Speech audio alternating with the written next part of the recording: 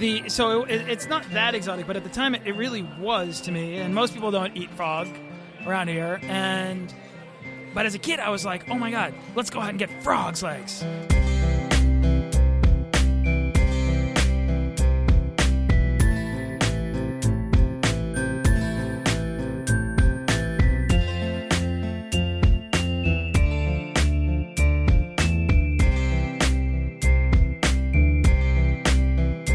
Hey there, Amanda here, and welcome to episode 95 of Great Beer Adventure. 95!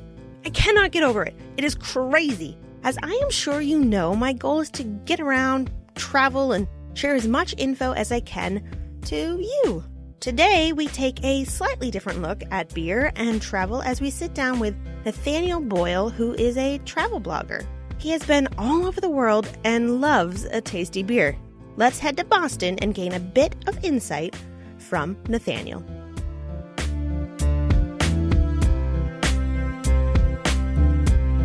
Hey everybody, I am at row 34. I think I'm still technically in Boston, is that right? Oh yeah. Yeah, okay. So I'm in Boston, I'm at row 34. I have spent the day at the Boston Globe Travel Show, and that was located at the Seaport World Trade Center. It is not the first time I've been there, though. I have been there for a beer conference before, and awesomely enough, there was a beer pavilion within the show. Yes. And I must, right now, introduce you to my wonderful guest, Nathaniel Boyle. Hello, welcome. Hello, thank you. So awesome to be here. Oh, This is my first beer podcast, which is like, as a beer-obsessed individual, I'm thrilled to just sit down and record. Awesome. Yeah. I know. I get geeky about beer and podcasting, so it's pretty amazing. Okay. But I need to say that I am so tremendously thankful. Like, you put out on Facebook just the other day that you had this code, and you're like, who wants to go? And I was like, well, let me see. Let me find out. Mother Nature is not necessarily going to be my best friend, but let's see if we can do this. And I made it work, and then all of a sudden you were like, oh, and I got you media credentials. I was like, what? That's awesome. So I got to go beer today. Yes. Thank you so much. Worked out for me, too, because I had a speaker badge, which wouldn't have gotten me into the beer pavilion, but your press pass did, and we got to connect and bond over craft beer. And that's what I think craft beer is best for. Absolutely. Plus, you knew half the people in that room, which was really cool. I mean, I was there for the first session. Yeah, so. yeah, I guess. Yeah, but you've also interviewed some of them or engaged with a lot of yeah. those breweries, so it was really cool. I felt like I kind of had like an added tour guide Well, to the wonderful. experience. That's yeah. what I love doing. I love introducing people and connecting people to the beer world in general. It's just amazing, an amazing opportunity. So before we get too far, can you tell my listeners, a brief bio on who you are? Sure. My name's Nathaniel Boyle. I run a company called Holocene, which is essentially a creative collective for people that are aspiring to or are established travelers who want to tell stories about what they do in order to better open doors to new opportunities. So that's aspiring influencers, travel bloggers, or just people who just want to break down the barriers between where they are and where they want to be with regards to travel or creativity.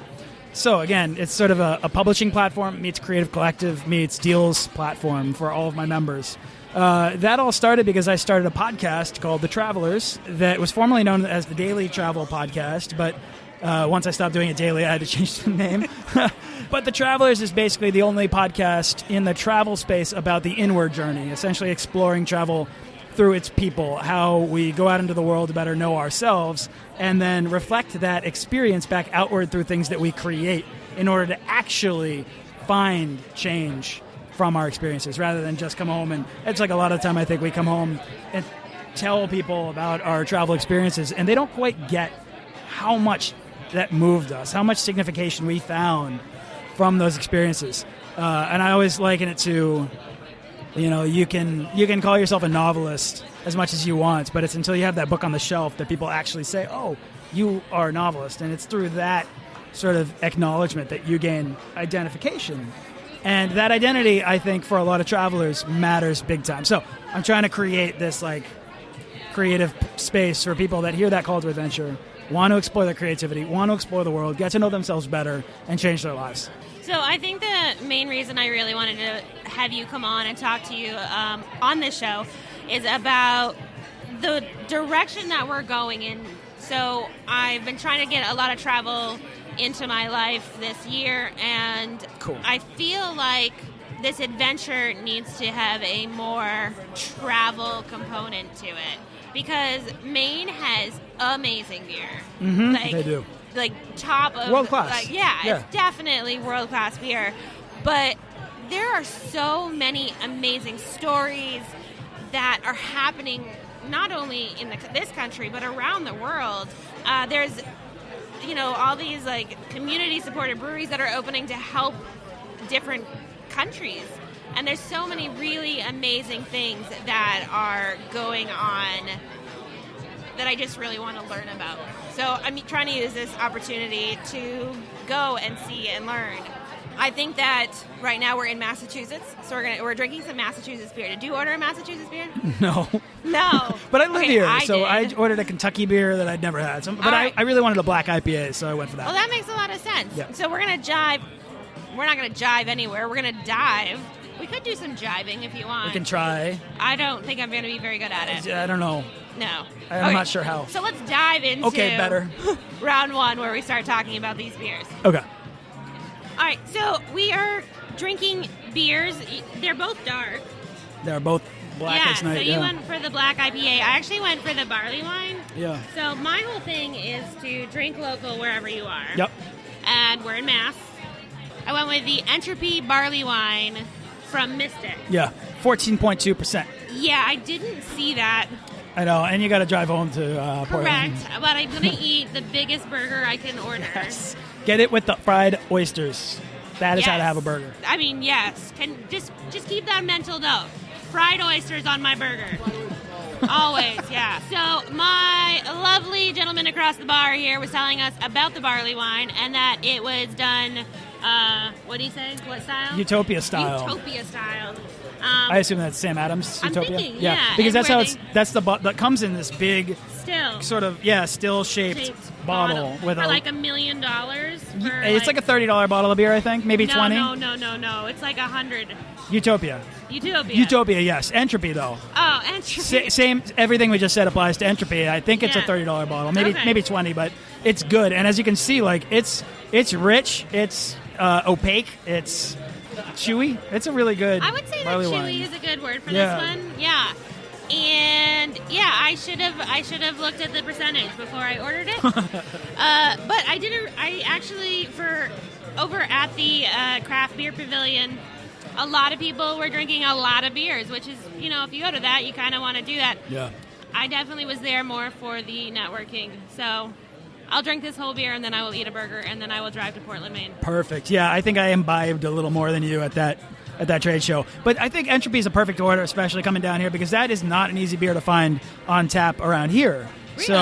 So you've already sort of found a rare beer. Well, look at me go. There you go. Yeah. Okay. So you got one out of Kentucky. What are you drinking? I got Against the Grain's Goodnight Rider, or I should say Goodnight Rider. Not Goodnight, but Goodnight Rider. Goodnight. Yeah. It's a black IPA, but it's not, what is it, 9.09%? Yeah, 9%. It's a 10-ounce pour. So for a black IPA, it's pretty rich, a little syrupy. It's good. It's not quite as traditionally like, what would be the, like roasty almost? Roasty and hoppy? Yeah. A little bitter and but a little more refreshing still, too, as like you would get from a normal Cascadian dark ale. But in this case, it's it's just I don't know, it's a sweeter variant of this style. I find that in the winter I'm more acceptable to sweeter beers. So there's like some double IPAs out there that are really sweet. Yep. And in the winter, I'm all about it. Yeah, bring it on. In the summer, on a hot day, that just makes me feel like, ugh. Yeah, totally. And I think I would bet that most people listening to this would agree with that. I was just in Finland and Estonia, which were frozen over, It's like a dark winter, 5-hour days. And I was drinking, because Estonia is a Baltic country, I was drinking nothing but Baltic porters. Yeah. And Imperial Baltic porters. And they were so good. It was the perfect way. I remember I was in northern Finland and Lapland, and I went skiing And at the bottom of one of these slopes was this, almost randomly, this little locally owned bar right on the mountain. And the guy inside there... Not part of, like, the ski area? No, like, it was independently owned. I mean, it was for the skiers, of course, because it was at the bottom of a ski slope. But it was right on the mountain. Like, you just ski down to it, drop your skis, walk in, grab a porter, and you can take it outside. And there are plenty of seats out there, but there's also a fire. And I just sat there and drank this. That's like the best après ski ever. It was an Imperial Baltic Porter sitting by a fire. It was actually like, I usually don't drink while I ski, like midday, but there was something about the European experience that sort of begs you to do that. I don't drink a whole lot, but I'm not going to say, like, there's a time of day that's better. You know, during the work week, just so my boss knows, I don't drink midday. Yeah. But on the weekend, you know, maybe I want my beer with breakfast instead of dinner. Maybe you want your 14% entropy. I don't want my 14% entropy at breakfast. But there are some really good coffee beers out there that have those with a little bacon and eggs. That's pretty amazing. Yeah. I think that's why they call it entropy, right? Because it's thick, it slows you down. It's sort of a culmination of the day, and this is where it's going to end with your heavy beer and your burger just settling. Right, exactly. Yeah. It's been a long day. Come here, settle in. Let's go. Yes. We're all moving that way towards entropy, so. Okay. So, round 2, we talk about a specific theme or subject. Now, you've done... So, we don't get profane here, so we're going to just go with crap ton. You've done a crap ton of traveling. Yeah, I've been to over 40 countries, which to me doesn't sound like a lot, but most people, that's like, whoa, 40 countries. To me, it's like just 190-something, so 193 or 196, depending on who you ask. I would love to be around 100. Like, that would make me feel accomplished, but hey, I'll take what I can get. And and a lot of the time, beer has everything to do with it. Yeah. When I think about, like, where I want to go, and so all growing up, one of the main things in my life was, like, on my bucket list, I want to go to China and hike through the mountains and, like, see a panda bear in its natural, like, setting. Cool, yeah. And it's not completely off the bucket list, but it has totally gone down. I'm like, I want to go to Belgium. I want to go to... Yeah. I want to go to London. I want to go... And it's all like, where can I find beer? And is there beer there? Now, it doesn't have to be like... Isn't that really like... Yeah, everything is beer related now. No, I love this though because it's so. All right, I said this recently because I was in Finland and it just sort of dawned on me that I think I've always thought this, but the words came to me.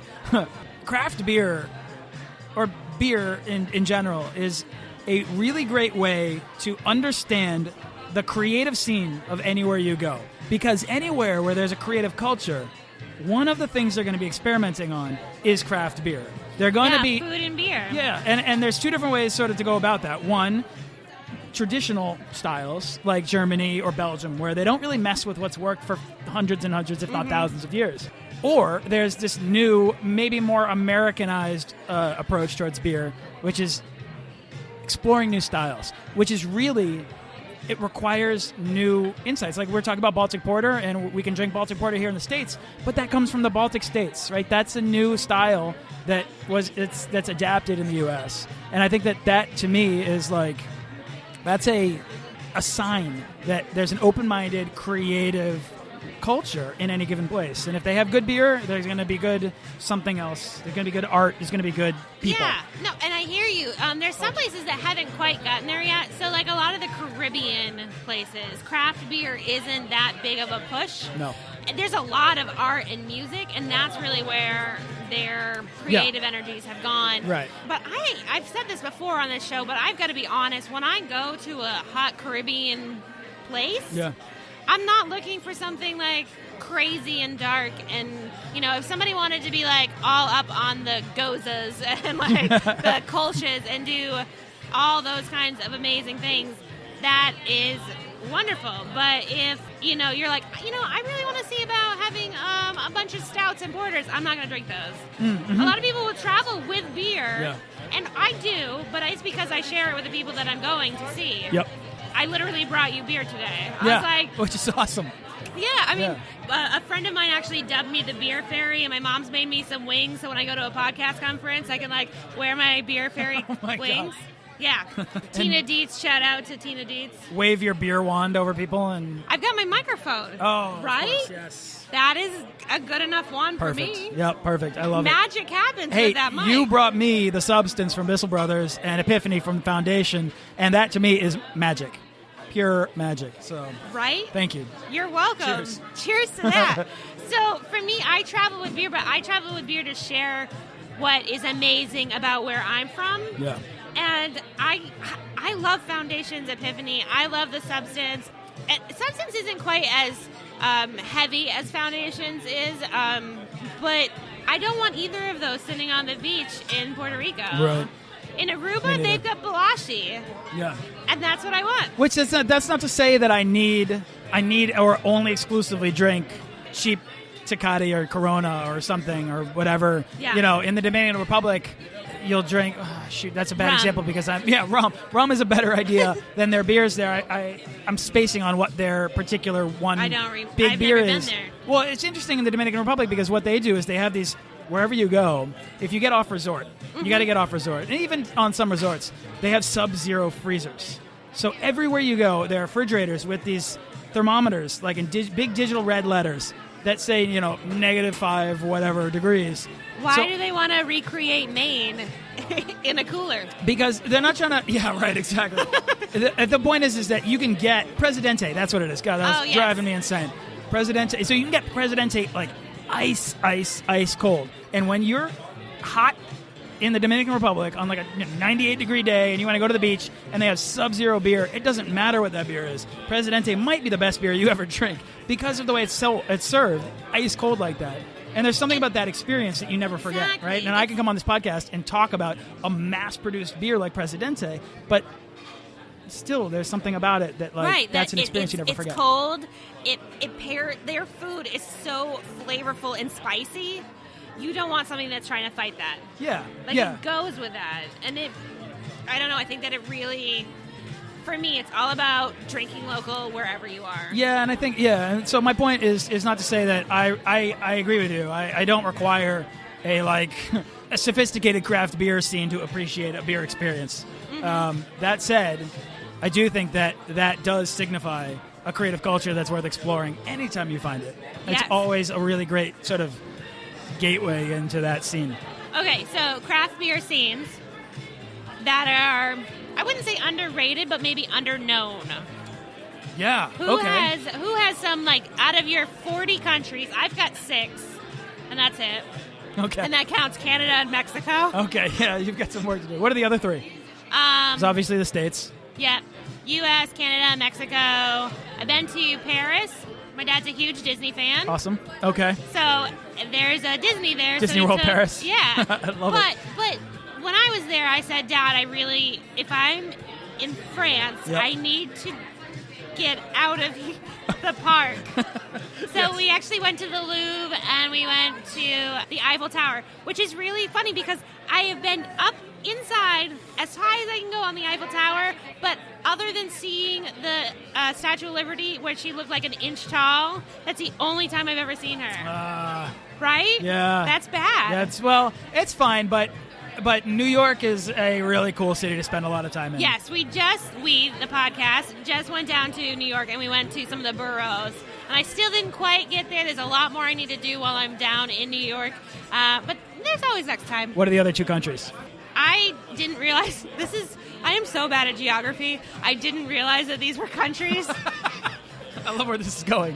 But it was just Aruba and Grand Cayman. Okay, yeah, sweet. Those count. Yeah, my husband told me last night. He's like, I've been to 5 countries. You've been to 6. Maddie's been to 3. Charlie's been to 2. And I was like, what? Yeah, you could probably have a passport stamp. I mean, I know I have an Aruba passport stamp. Yeah, and we're going to Puerto Rico, but guess what? That's not a country. It's U.S. property. I think it still counts. Does it count? I think so. I think it's still... Well... I was just told this today is why it's at debated. the travel... This is why it's debated. Yeah, I was just told at the travel place it's a that territory. I don't need a passport to get there. Oh. Which I didn't realize. Okay, I was going to pack them all. I'm going to defer to whoever said that because I don't know the actual truth. But I don't know. I know They I've didn't been know there, about and I the think beer I've got a scenes stamp, there. but it was a while ago. Anyways, yeah, to me, So to answer your question about lesser known craft Lesser beer known, scenes. that's great. Okay, great. So I got 3 countries for you. Okay, I'm ready. And there are plenty, and I'll probably find another. Actually, I've got 4 now off the top of my head. Actually, I've got 37. I probably have a lot. Let's just start naming them. Okay. All right, because I was just in Estonia, I'm going to go ahead and say Finland had really good beer, but all the Estonian beers were my favorites. Can we pause a minute? So, is Estonia its own separate country? Because you keep saying Finland and Estonia together. Yes, I'm sorry. I told you, geographically. You're right. I should explain. All right, so Estonia is it's a Baltic state, so it's a former part of the USSR. So Okay. it's up. So Finland is the easternmost Scandinavian country. Okay. I actually question whether it's actually even a Scandinavian country, but it's definitely a Nordic country. Estonia is just over the Baltic Sea, just south of Finland. And there's sort of a little like reverse C-shaped bay there where you've got Helsinki, Finland, and then right across the water is Tallinn, Estonia, and then at 3 o'clock, if Helsinki's at 12 and Tallinn's at 6, then St. Petersburg's at 3. So all those countries are really tight in there. So they're right there. Estonia, however, surprised me with their beer scene. Tallinn's a really cool, creative city that's, I mean, honestly, you can get some world-class, not just Baltic porters, but I had some really good IPAs there. Really? Some cool craft cocktail bars that serve not just good cocktails, but good beer as well. So if you wanted to ever explore, Baltic beer, Estonia is the place to go. Nice. Next, let's say Eastern Europe and I've not been here. You haven't been there? But I have friends who have been to Serbia. Oh. And Serbia has amazing craft beer. Really? And apparently, I mean, they anywhere I think you can find Mikkeller. Mikkeller will set up craft beer bars in different cities. So you can kind of like chart where their locations are and find certain countries or cities that you wouldn't expect. And so, Serbia has a couple cities with like an amazing, I think it's because there's a lot of young students there, but it's also surprising because a lot of the other surrounding countries like Bulgaria don't have great craft beer scenes at all. Croatia, no. But Serbia is tucked right in the middle there of the Balkans and has really great craft beer. Can I tell you something? The only reason I know where, I don't even know specifically where, but the only reason I know that Croatia exists, I grew up in the middle of nowhere, Maine. Just going to throw that out there. Yep. And I'm trying to expand my horizons. It wasn't until I met my husband that I actually even got to Fenway. So, listen, I was sheltered growing up. I ran into a moose almost literally, like walking through the woods. Yep. No, not walking. We were hunting. It was not like we were on a stroll and a moose showed up. Like, a moose came, like, because we were hunting and we were, like, encroaching on their space. Like, that is the type of stuff I know. Oh, man. But, so, Croatia. ER, I was never a big fan of ER. Wow, we're going to NBC primetime. Yeah. I don't like things that happen under the skin. So I'd never really liked ER because there's a lot of that. Yes. But my husband really was into it, and there was some tear-jerking moments. So, like, obviously, like, emotional girl that I am, I was like, all right. And we watched it. And we VHS'd it. Oh, my like, God. That's awesome. Yeah, like, there was this one tape that, like, we would, like, record it on it. Yeah, it was crazy. But one of the characters was from Croatia. Oh, really? Yeah. Oh, there you go. Did you look up where Croatia was because of that character? No, I didn't actually ever Google that. Now I GTS all the time. Yes. Google that. Google. Yeah, but we God. don't. Yeah. Okay. GTS. Yeah. Yeah. That's how I roll. Yeah, so Croatia's right across the Mediterranean from Italy. And I learned today Italy has a pretty big beer scene. Yes. Yeah. Yes. So that was actually on my list of things. I actually think, in my personal opinion, I'm a big fan of Italian craft beer. It is Really? so completely different than most other beer scenes because they're attempting to do something that is unique. And unfortunately, the one thing that they're trying to do that's unique is price their beer like wine, which means that the reason why it hasn't really picked up, it doesn't get any press, it doesn't get any attention, it doesn't get any respect, is because it's expensive. So nobody's going to pay $10, $12 for like a 12-ounce bottle. Nobody's going to pay $25+ for some open ballot and bottle of strange malty wine-like prune beer that is totally off the wall. But Italians they're trying stuff, and I'll tell you what, Italians have taste. They do. They know what they're doing when it comes to food. They know what they're doing when it comes to drinks. Italian craft cocktails are a classic. Really? They are between Americanos and Negronis. They have their own cocktail culture, and they know how to do taste across everything. And I don't discount their beer taste. Italy has always been on my list. Since I got more heavily into beer, it's kind of like shifted down, but it's definitely like going back up there. I love pasta, and just being in a place that is like about the pasta almost as much as I am. Yeah. I've wanted to go for a really long time, and it just kind of have always been like, oh, we'll probably go to Belgium before we go to Italy because it's more of a beer place. Yeah. But we actually are going to have on the website, so we're doing a big push to bring more travel to the blogging piece of what we're doing. And so we're going to I spoke with some gentlemen today that are going to write some blog posts on Italy and the beer and the history of beer in Italy. So folks that are listening, make sure that you're paying attention for that. I have no idea when that'll actually take place, but it will be this year. Love that. I've got 2 more. Okay, go. 2 more. Real quick. Good job staying on topic. We've been talking about this, right? Podcast host to podcast host, right? You have to control the conversation. Chile and Argentina, in other words, Patagonia. You can go trekking in the mountains, and no matter where you go, you can have a mountain or a beer on a mountaintop. They have a completely different yet unique beer culture because the Germans, interestingly enough, a lot of the Nazis actually went after World War II and hid in Patagonia. Really? And there's a couple different towns like Bariloche that have a distinct German beer culture because of that population that either once existed or still does. So that's interesting. But in general, Argentina and Chile have their own beer culture. And then the last one that I'll add is I used to bartend in New Zealand. Oh, really? And I have been. They had an interesting beer scene at the time, and it has since become something else. Honestly, Nelson Sauvin hops to me are the best hops in the world. And New Zealand has an amazing way of growing amazing things. I think they grow the best Pinot Noir grapes in the world. I think they grow the best hops in the world. See, I love that you're saying all of these places because these are places that have always been on the wish list of places to go, but kind of drop down levels because of the beer influences that are going on. And anybody that doesn't really know me is going to be like, well, why are you letting beer dictate so much about you?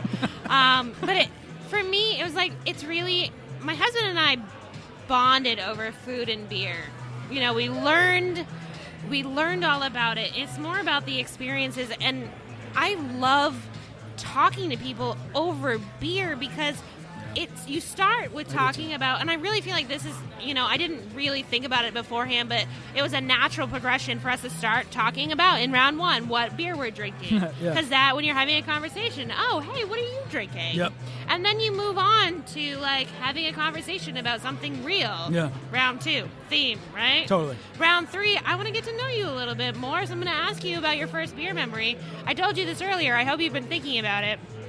And then round 4, we're like best friends, and we're going to play a little game, right? Yeah. Honestly, that was just I would like to say that was blind luck that happened, but it must have been I don't know, it just kind of, that's the way a conversation goes over beer. Yeah, I think so, especially when you, like you were saying earlier, that one of your favorite things about getting involved in this is the way it sort of causes you to connect with more people. Yeah. And I don't know about you, but when I started my podcast, I did not think I was a conversationalist. And now I can't deny that I am. Right. I used to think I was kind of an introvert, and now it's like, wait, were you an idiot? I had no idea who I was. But connecting with more people opened me up. And now it's like, I love doing that. I'll just sit and have beers. I feel like I'm starting every conversation with, I was just in Finland, but I was just in Finland last week. This one time I was in Finland. And I was just interviewing other travelers over beer. We were at a bar, and it was like, somebody turned to me and they were like, I feel like I'm on your podcast. And I was like, Pretty much. You sort of are. Yeah. But I love talking to travelers about travel and how that's affected their lives and what's pulling them into the world. What are they chasing? Yeah. I love emotions. And this stuff is under the surface of most conversation. But there's 2 things, curiosity and a little bit of beer that can really help you have Right? a really good, rich conversation Also, and connection. microphones. Like, you just pull a microphone out and everybody wants to talk to you Yeah, about yeah. anything. Like, there's a couple gentlemen sitting next to us. They keep looking over because they want to talk to us. They want in on this. They do. They're Okay. like, where are our mics? Yeah, and I've got so many plans that I want to do with the show. I want to bring travel in. I want to do all these things. They're coming. There's going to be video. And one thing, like you were talking about how it kind of like forces you into this place. Yes. I need that because I actually get really nervous about doing things. You know, I just bought a DSLR. I'm gonna start doing some videos. Awesome. I got this great setup where it's actually like a reporter setup, and so I'm gonna go and talk to people about the places that we're at. But the problem is that first one, that first time I do that, It's creative resistance. Yeah. oh, it's gonna be so scary. Yeah, we all feel that, and whether it's trying something you've never had that scares you, or it's doing something you've never done that is outside of your comfort zone, we all have that. But like the best way to overcome that, I think, is to first of all lower your standards for yourself. Don't put so much pressure on yourself, and two, learn by doing. Practice publicly. Like, just treat everything you do creatively like practice. And if you're not afraid to put your practice out there for other people to listen to, then you can do nothing but grow. They're going to connect with the sort of independent nature of your podcast, your recordings, your creativity. It's gonna endear you to people that connect with that creative output. So to me, and I run a creative collective, so this is why I've gone down this rabbit hole. I'm sorry if you don't care about any of this. The beer podcast. But my point is like just dive into it and practice publicly. And too many people, I think, that are creative have high standards because they watch amazing films, or they look at amazing art, or they listen to the best produced podcasts, and they say, that's what's good, but I can't quite do that, and so why even try? But that's not the point of being creative. The point of being creative is putting your voice out there. We have an amazing editor. We are a highly produced show. This is going to get censored, isn't it? No, but editing room floor. We have an amazing editor. He does so well. I almost cry actually every time I listen to my show. I'm like, that is so beautiful. Like it feels like something more than I am, which is amazing and wonderful. And the benefit of involving other people into your like opening up your creativity to other people so that they can help make it even better. Yeah, and it's amazing to me. There are certain things though that my anxiety, my introvert, really puts up walls against. So I have this idea that I want to do this show that's called Drinking with Strangers. I want to pop up a video taking device of some sort, have it be a live streamed show, and just literally find a random stranger at a bar and start drinking beer and find out their life story. I love that. So that begs you to be a really good interviewer, but I think you can do it. From what little we've engaged so far, and like within the past 3 hours, I would say like you've either pulled out a lot from me or you're about to. I can tell. Well, we've talked about this. Like, as one, I do think that it's not just because I'm a girl, but one, I feel like, the type of girl that I am makes people really feel like they can talk to me, and I want to know everything you have to say. Like, I really do, because it's so intriguing to me, and I really think it would be really amazing to do this, and I could totally do it. So anybody that knows Portland, Maine knows the Thirsty Pig. I could totally do it at the Thirsty Pig. There's so many people that go in there. I feel comfortable there, but it's that going up to a stranger and saying, hey, so I'd like to buy you a beer and have you talking to my Facebook Live, and how do you feel about that? You know what? I think most people, kind of like you were saying, like there are people like right behind me that are like looking at the microphone being like, I want to get in on this. Most people are going to feel special. People love talking about themselves. And I think that and especially over beer, in the most casual of all settings, they're going to be like honored. And I would imagine that anybody listening to this show you probably have your own story, you have your own struggles, you have your own life or death battle going on with you. We all do. We all have something interesting to share. And it just takes somebody that's curious to pull that out. That makes a good story. Yeah.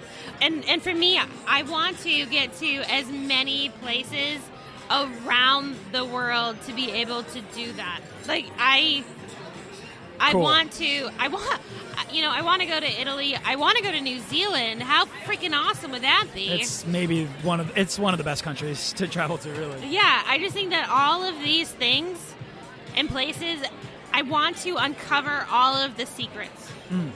You know, like, not even the big ones. I want to know, like, everybody's personal story and struggles and passions and love and creativity, and I want to do it all over beer because it is such a beautiful, creative endeavor in and of itself.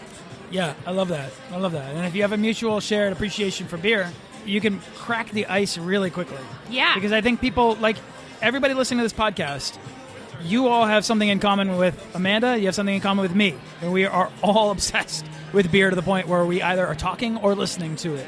Exactly. And I mean, to me, that's a step one. Like, oh my God, wait, you, like, when you were like, hey, I want to come down, and I was like, wait, she runs a beer podcast. She wants to come down to Boston and interview me or just hang out and have beer. I was like, if she likes beer, yeah, it's gonna be fun. Like, it's not just a conversation with somebody. It's somebody who likes beer. So it's like she already has a similar bend as me.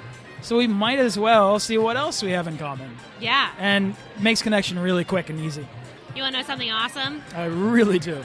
Okay, so late this summer, we're trying to work out the details, but I'm planning on doing, and this is the first time I've talked about it on the show, okay. I'm pretty sure, all right, a 2-night sleepaway camp for beer geeks. Awesome.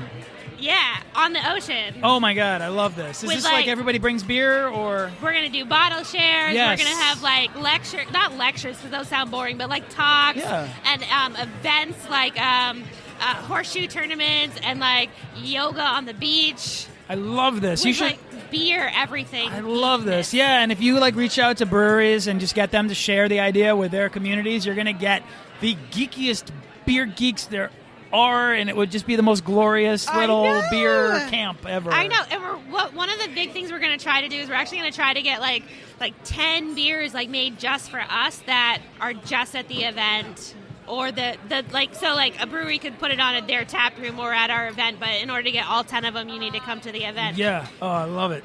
Yeah. That's so, yeah. Right? I'm in. Okay. Just let me know when. All right, that sounds great.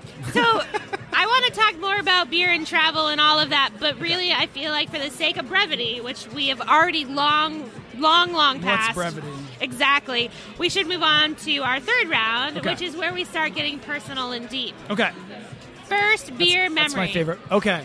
You know where it was at? I don't. You're going to have to tell me. Yeah, I'm going to have to tell you. It was at... I didn't mean to structure the sentence that way. I believe... I don't even know how to tell this story because I'm trying not to make it sound awkward. When I was a kid... I used when I was a kid to talk about like 3 days ago, so you're fine. When I was a kid, I used to go out to dinner with my dad and sometimes family with us and stuff, and he would order beer, and so I would order non-alcoholic beer. Nice. So I would be like the 8-year-old at like a restaurant being like, I'll have an O'Doul's. That is the best thing I've heard. Wait, they let you do that? Yeah. Yeah. Okay, I'm sorry to interrupt your first beer memory, but the reason I ask is because we did a April Fool's. It came out on April 1st, the episode. So we started out the episode talking, like, I sped up the track because it always made me laugh when we sounded like chipmunks. So I sped it up to make us sound like chipmunks at first. and then we, like, reviewed a non-alcoholic beer. But the kicker was, and this is why it made me stop you, and I got carded. You got carded for a non-alcoholic beer? Yes. What? Yes. I don't think that bartender was thinking. It was at a store. Oh, okay. That's probably just somebody who doesn't know what they're doing. Okay. Look, I think non-alcoholic beer has what, like some minor like residual, like percentage. less than cough syrup. Yeah. And, so anyways, I don't know. Maybe it was because it was the 80s. Maybe. But yeah, I think I was probably like 8 or something, maybe 10. Where we used to go like ski weekends, especially. I remember like we'd go out for dinner in Stowe, Vermont, and I would order at like a pub there. I would get like an O'Doul's or whatever non-alcoholic beer they had. I would get that, awesome. And it just made me feel like at the time, like yeah, I'm a man. I'm having a beer. I'm like 10 years old. It's so ridiculous. Oh my goodness! And I feel like that's such a better story than my actual real beer story, first beer story, which is probably something like a playing beer pong in college or drinking Sam Adams Summer Ale on Cape Cod in the summers. That was, I would have to say, definitely my gateway craft beer, which in, like, let's say 2001, 2002 was like an actual, like, legit craft beer at the time. Right. Yeah. No, I think that is awesome. That is one of the best. There have been a really like heart-touching stories. There have been really funny stories, but I think that is awesome in so many levels. Like this little tiny 8-year-old being like, "Yeah, I'll have an O'Doul's." I would do it without any hesitation. But I can, in some way, I can remember doing it, and I can also remember the reactions I would get from the servers. Who would just be like, and they would like look at my dad, and he'd probably give them a nod or something, and then he'd go off and get it, or they'd be like, I'll go check on that for you. But I would always get it. I would know what to do. Like back then, I never liked it. I wouldn't have been old enough to actually be your server. But I would have been like, if some kid ever did that to me, because I was a lot of us have gone through being a waitress or a waiter, right? Yes, I have. Like, right. Everybody's kind of like gone through that, like, rite of passage? Rite of passage. Yeah. Thank you. Everybody's gone through that rite of passage. Yeah. And I would have been like, what is up with this 8-year-old? And I'd have to go check with my manager. Okay, so I've got an 8-year-old asking for a non-alcoholic beer. Is that legal? Right, can we? I don't want to get fired. Right, can we do that? I'll tell you where it comes from. Yeah. When I was a really little kid, when I was probably like 4 or 5, my mother would take me out to this restaurant in Concord, Massachusetts that served frog's legs. And as a little kid, that was an exotic food. Yeah. And it was... I'm not a little kid. I grew up on venison, which to some is exotic. Yeah, but frog legs, still exotic to this little kid. Okay, so there you go. But frog's legs you can get here in Massachusetts, and... You said something about Cheez-Its? I'm sorry, I moved. You can get them here in Massachusetts. Oh, okay, that's better. With some Cheez-Its. We do have those, too. And I'll tell you, it's not that exotic, but at the time it really was to me. And most people don't eat frog around here. But as a kid, I was like, oh my God, let's go out and get frog's legs. And it was like this really exciting thing for me. It was essentially framing food at a young age as an adventure. And I started to crave that. I remember watching Dick Tracy, and Lips Manless he'd slurp down oysters. And I never really liked seafood at the time, but there was something about like that scene where I was like, I want to have oysters. It was like you see a movie and they're eating something that's decadent and you're like, oh my God, I have to have that. Like, I don't know, there's plenty of movie food scenes that get you craving that food. For whatever reason, Dick Tracy was the one that got me wanting oysters. And it was because I saw that I went out and deliberately made an attempt to learn how to like oysters. And the rewards from doing that were the best. Yeah. When I was a little kid and I was drinking non-alcoholic beer, I didn't like it. I just felt cool. But at some point, because I had Sam Summer or I had some kind of gateway, maybe it was Mick Schoof from Brasserie de Schoof was one of the first like legit Belgian ales where I was like, oh my God, what is beer? Right. This isn't what I thought it was. This is amazing. Like it took a degree of like being like, all right, this is pretty good. This is pretty good. This is pretty good. Whoa. Right. Whoa, I might actually love something going on here. Yeah. Let's see where this adventure is going to take us. If you can look at the things that are hard for you, that you don't like, if you can look at those as an adventure and acknowledge that adventure, it requires some degree of misery, discomfort. You can push yourself through that. You can learn to like things. I think what that is called is like acquiring the taste. Acquiring taste. They say it takes like 20, sometimes it takes 21 times. If you eat something 21 times, you will actually begin to like it. And so many people are like, okay, so beering it up for a moment. So many people are like, I don't want to acquire the taste for something when it comes to beer. But I got to just say, pump the brakes. There are so many different kinds of beer out there that if you're an adult that drinks things, like, more than water. Yeah. Like, there are so many different beers out there that just, like, you don't have to acquire a taste. You just have to try different things and find that thing that your mouth already likes. Yeah, I mean, I'm not gonna. Everyone listening to this show probably likes beer, right? But I bet that if you love beer and you meet somebody that's like, I don't like beer, and you hand them an Imperial Baltic Porter, their mind's gonna change, right? Yeah. But I mean, it's really about, like, so I've got a friend that's like, nah, I really like whiskey. I'm like, all right, try this whiskey aged thing, and. Yeah, they like it. Right. You gotta just find something that their mouth already likes. It's all, exactly. Like, high quality stuff is a different experience than low quality stuff. Yeah. Like, if you don't like Jose Cuervo, you might still like high end aged agave mezcal. Exactly. Okay, before we move on to the fourth and final round, I just want to say, you were talking about Dick Tracy. The reason I started loving mustard is because of Garfield, the cat. And he was eating hot dogs with mustard on it, and I was like, I want pretzels with mustard all over it. And my mother-in-law goes, I just was wondering, my husband and I weren't married yet, so she's like, are you pregnant? And I was like, no, I just really like Garfield and mustard. And now, funny story, I live on Garfield Circle. Oh, that's funny. So that's really love mustard. But people.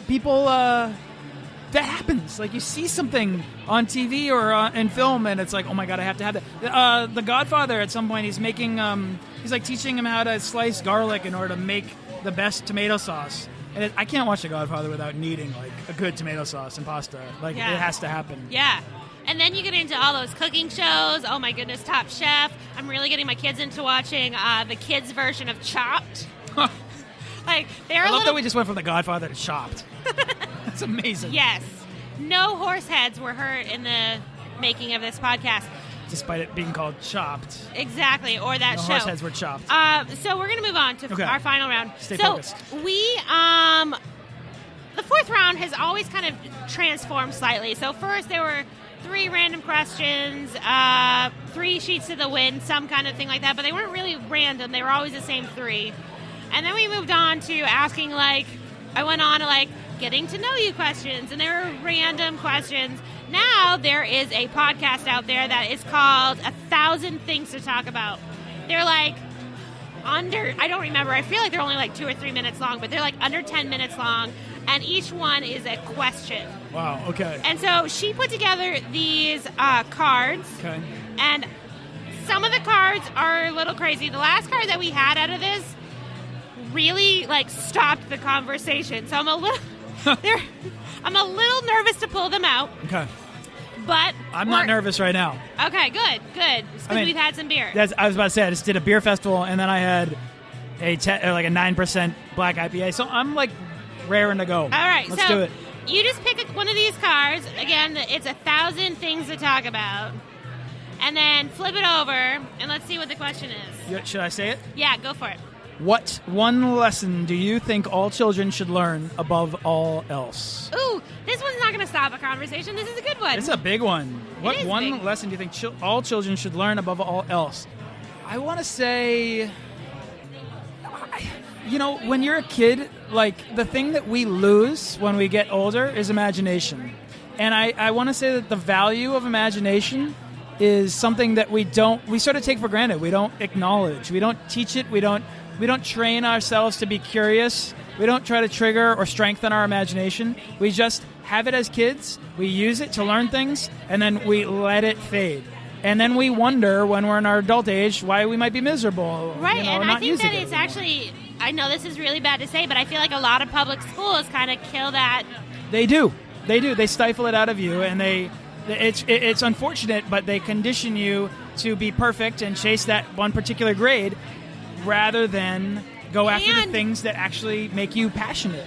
Well, not even that, but like just curious and like how things work. So when my daughter was like 2 or 3, I'm not saying she's Einstein. I'm just saying that we had killed the problem-solving skills of our kids so much that I know that the kids that I was teaching at the time, which were in high school, would not have been able to solve the problem that she did as a 2-year-old or 3-year-old.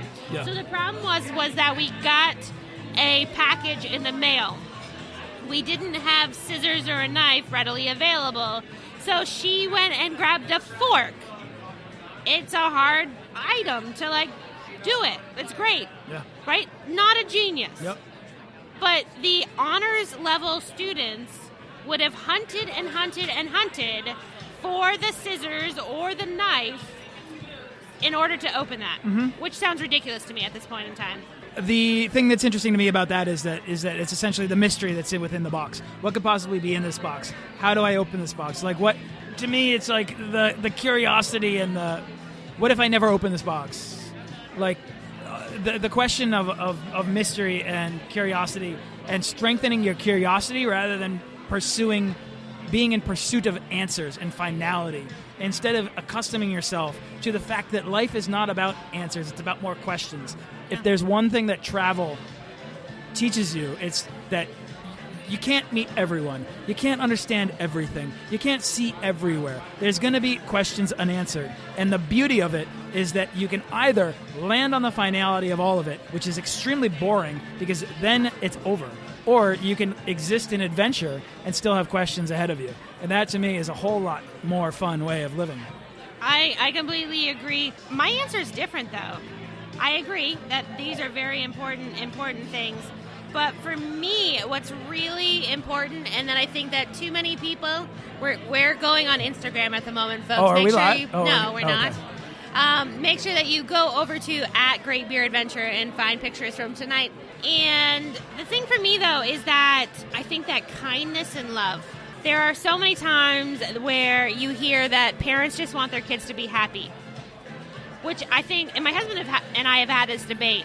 Like, yes, I think happiness is important, but I think that kindness and love, if you are kind to people and you show love to them, that you're going to be more happy because of the stuff around you. But if your main focus is just being happy and kindness is not what guides you, then you're going to be reaching for this thing that you never can obtain.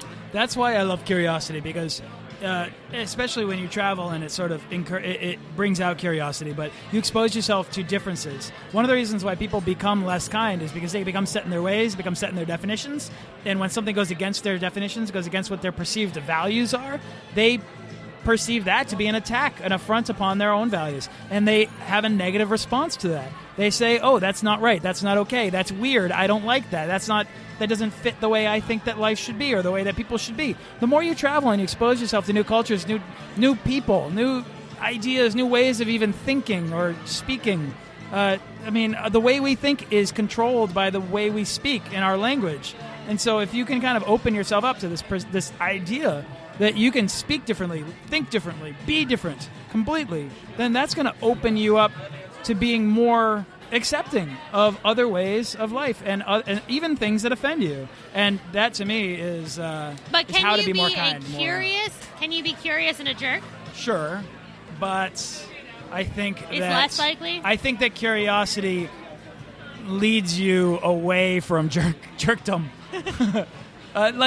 Because it's sort of like you can be a jerk, but if you're asking a question, it's the way out.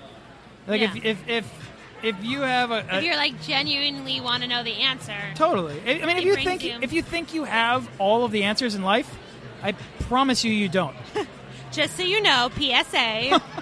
I promise you If don't. you think that you know everything, you're wrong. And that's generally that's a sort of macrocosm of what we're talking about on any individual issue. If you think if you're decided one thing, I promise you there are people out there in a position that are like difficult, and I feel like I'm getting preachy, but if you travel, it's complicated. Like how you relate to somebody that's in rural Namibia going through something that you can't even fathom because they don't have the infrastructure, they don't have the lifestyle, they don't have the systems. Their decision-making process is completely different than yours. Their thought process is completely different than yours. Their language system is completely rooted in a fundamental difference. And so you can't, but the more you travel, you can be opened to the mystery. And to me, travel is, like you were asking me earlier today, how do I travel with a 2-year-old and still keep them like on routine or still keep them, comfortable or whatever? But the point is not to do that. The point is to get them comfortable with being uncomfortable. The point is to get them comfortable with questions. The point is to get them comfortable with being curious and the mystery of life and not the finality of answers, not knowing where your bed is going to be at the end of the night, sort of thing. I like that. That's really making me think of a lot of things that I feel like this is almost a therapy session at this point. I've got one question. Cool. I'm really bad at pronouncing things.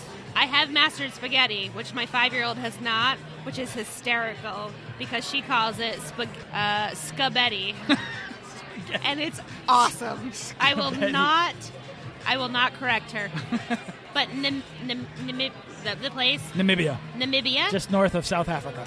Do they drink beers there? Yes, they have a beer called the Windhoek.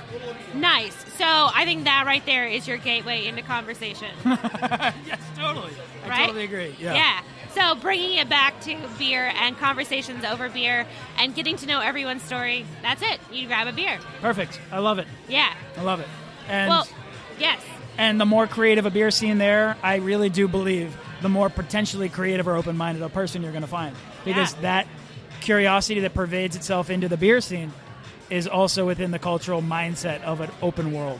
Yeah. Well, now that we have gone through the 4 stages of beer conversation, why don't you remind everybody where they can find you on the interwebs? On the interwebs. You come on over to if you like the conversation that we just had, like if you geeked out on that, like come on over to the Travelers podcast. Just search iTunes for the Travelers, or head on over to holocene.io. That's HOLOCENE.io. And if you're interested in traveling the world and exploring the limits of your curiosity and creativity, we're doing that one story at a time together. So you can join our membership or just join our Facebook page, get on it and connect with other like-minded travelers that are out to travel and live their best lives. Thank you so much. Thank you. This is so much fun. For this entire day. Good. And thank you to the Boston Globe Travel Show for giving us this opportunity, because I started talking to you like a couple weeks ago. Yeah. And we're like, we'll try to find sometime, someplace. Perfectly worked out, huh? Right? All because of Boston Globe. Yes. And the Boston Globe Travel Show, which I actually just had the honor of speaking at, it's the second time I've been there. It's fun. It's a great consumer show, but the fact that they do a beer pavilion is super cool. Beer pavilion. Most people, I think, were there just for that. There was a good percentage, at least. Yeah, which is awesome, because there's a great local beer scene there from 3 or 4 states. Yeah, it's really very local centered. There were some of the biggerly known folks there, but not many. No. Yeah. Well, thank you so much. Thank you, hope you all had so much fun listening in. And in studio, Amanda will be with you in just a moment. Cheers to you, Nathaniel. Cheers.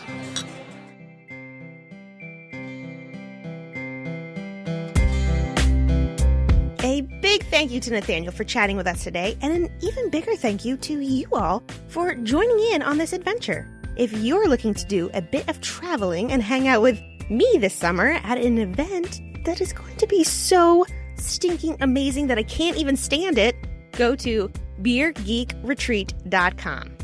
The event is basically like a 2-night sleepaway camp for beer geeks on the ocean in Maine in August. So excited for it. You can find links for more information on today's show, including Nathaniel and also Beer Geek Retreat and all kinds of stuff over on the show notes. You can find them by going to greatbeeradventure.com/podcast. Next week, we are going to check in with the brewery down in Orlando. Until then, get out there and try something new. Chat soon, friend.